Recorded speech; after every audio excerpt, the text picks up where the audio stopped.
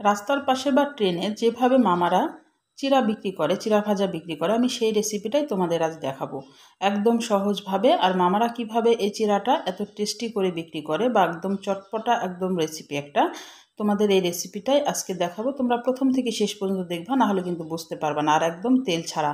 আসসালামু আলাইকুম, হ্যালো বন্ধুরা, তোমরা কেমন আছো? আশা করি তোমরা ভালো আছো। আমি আলহামদুলিল্লাহ ভালো আছি। আমার শখের কিচেনে তোমাদের সবাইকে স্বাগতম। প্রতিদিনের মতো আবার একটি রেসিপি নিয়ে এসেছি, চিড়া ভাজা রেসিপি, তা আবার তেল ছাড়া। আমি এখানে চিড়া নিয়েছি, চিড়াগুলা কিন্তু একটু ঝেড়ে নিয়েছি কারণ ময়লা থাকে অনেক। আর এখানে চীনা বাদাম নিয়েছি কাঁচাটা, আর একটা পেঁয়াজ নিয়েছি, আর 1/2 ইঞ্চি মতো আদা একদম কুচিয়ে নিয়েছি।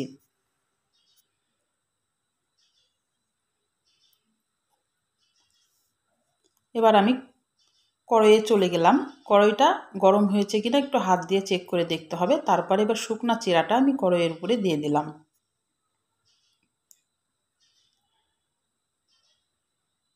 চিড়াটাকে শুকনাভাবে ভেজে নেব, যেহেতু আমি তেল ছাড়া এটা করছি সে কারণে শুকনা করে কিন্তু ভেজে নেব।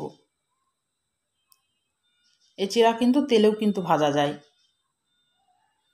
অনেকেই তেল খেতে চাও না, সেই কারণে এই রেসিপিটা যদি এইভাবে তৈরি করো কিন্তু সবাই খেতে পারবা। আর রাস্তার পাশে বা ট্রেনে মামারা যেভাবে চিড়া বিক্রি করে, যে টেস্ট করে চিড়াটা বিক্রি করে, চিড়া ভাজাটা, সেই রেসিপিটাই তোমাদের দেখাবো। ওদের চিড়া ভাজা এত টেস্ট হয় কেন। ভালোভাবে একদম লো আঁচে নেড়ে চেড়ে কিন্তু এটা ভেজে নিতে হবে। কয়েক মিনিট ভাজলেই কিন্তু চিড়াটা ভাজা হয়ে যাবে। আর হাত দিয়ে একটু তুলে দেখবা যে মুচমুচে হয়েছে কি, তাহলে কিন্তু, যদি হয় তাহলে নেমে নিতে হবে। হাতে নিলেই কিন্তু এটা একদম গুঁড়ো গুঁড়ো হয়ে যাবে যদি ভাজা হয়ে যায়। আর বাড়িতে যদি এভাবে স্বাস্থ্যসম্মতভাবে যদি চিড়া ভাজা তৈরি করে খাওয়া যায়, তাহলে কিন্তু আর ওইভাবে ট্রেনে বা রাস্তার পাশে মামাদের কাছ থেকে আর কিনে নিয়ে আসতে হবে না। নিজেই কিন্তু স্বাস্থ্যসম্মতভাবে বাড়িতেই তৈরি করে খেয়ে নিতে পারবা। আমার চিড়াটা ভাজা হয়ে গেছে, আমি এবার তুলে নিচ্ছি। ওই কড়াইয়ে আমি সামান্য 1/2 চামচ মতো সরিষার তেল দিব। এই তেলটা একটু দিচ্ছি এই কারণে, আমি এখানে যে আদা কুচিটা রেখেছিলাম সে আদা কুচিটা একটু ভেজে নেব আর পেঁয়াজটা ভেজে নেব, এই কারণে তেলটা দেওয়া। খুবই সামান্য কিন্তু সরিষার তেল। সরিষার তেল একটু খালে কিন্তু কোনো ক্ষতি নেই। আদাটা আমি দিয়ে দিলাম। আদাটা একটু ভেজে নিতে হবে, আদার যেন গন্ধটা চলে যায়, কাঁচা গন্ধটা।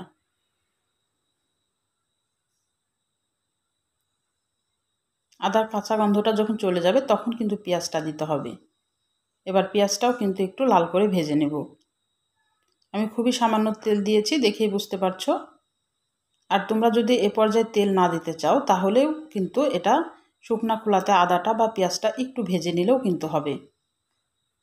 কি সামান্য একটু তেল দিলে খেতে ভালোই লাগে। আমি খুবই সামান্য দিচ্ছি। পেঁয়াজটা যখন লাল হয়ে ভাজা হয়ে আসবে তখন কিন্তু আমি বাদামটা অ্যাড করব।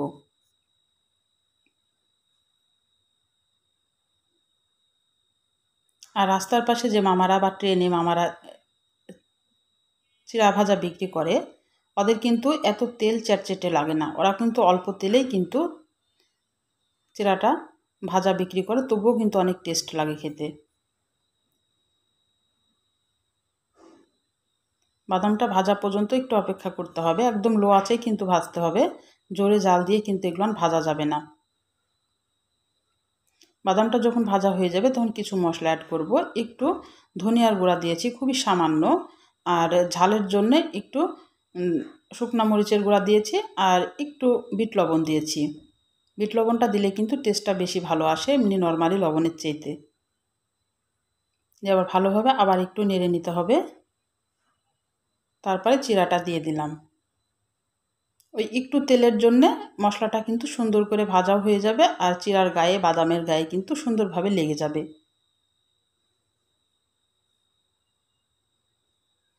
দিয়ে ভালোভাবে আবার একটু নেড়ে দিতে হবে।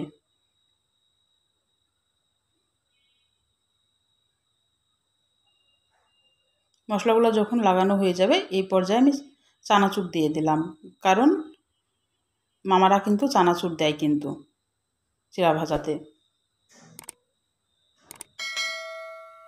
এই কারণে চানাচুরটা দিলাম, তাহলে ওদের মতোই কিন্তু টেস্ট পাবা। একবার হলো এই চিরা ভাজা এইভাবে তৈরি করে খেয়ে দেখতে পারো। এটা চায়ের সঙ্গে বিকেলের নাস্তাতে কিন্তু অসম্ভব জমে যাবে। আর এটা কিন্তু বড় থেকে বাচ্চারা সবাই পছন্দ করবে। ভালোভাবে একটু নেড়ে নিতে হবে, সব মশলাগুলো যেন গায়ের সঙ্গে একদম মিশে যায়। আমার কিন্তু হয়ে গেছে, আমি কিন্তু নেমে নিব। তাহলে আমার রান্নার যদি কোনো অংশ তোমাদের ভালো লাগে, প্লিজ আমার চ্যানেলটাকে সাবস্ক্রাইব করে দিও, একটা লাইক দিয়ে রান্নাটা দেখা শুরু করে ছোট্ট একটা কমেন্ট করে জানাই আমার রান্নাগুলো কেমন লাগে। পাশে থাকা বেল আইকনটা প্রেস করে দিও, আমি যখন এরকম নতুন রেসিপি তোমাদের মাঝে হাজির করবো তোমাদের কাছে যেন আগে ভিডিওটা চলে যায়। তোমাদের একটা লাইক একটা কমেন্ট কিন্তু আমাকে অনেক উৎসাহ করে, আর তোমাদের কমেন্টগুলো পড়তে আমার খুবই ভালো লাগে। অবশ্যই তোমরা কমেন্ট করবা, আর বেশি বেশি করে বন্ধুদের মাঝে শেয়ার করে দেবা। দেখো আমি একটু হাতে নিয়ে দেখাচ্ছি, একদম চাপ না দিতেই কিন্তু একদম গুঁড়ো গুঁড়ো হয়ে যাচ্ছে। তাহলে আজকের মতো বিদায় নিচ্ছি, তোমরা সুস্থ থাকো, ভালো থাকো, আবার কোনো নতুন রেসিপির সাথে হাজির হবো। আল্লাহ হাফেজ।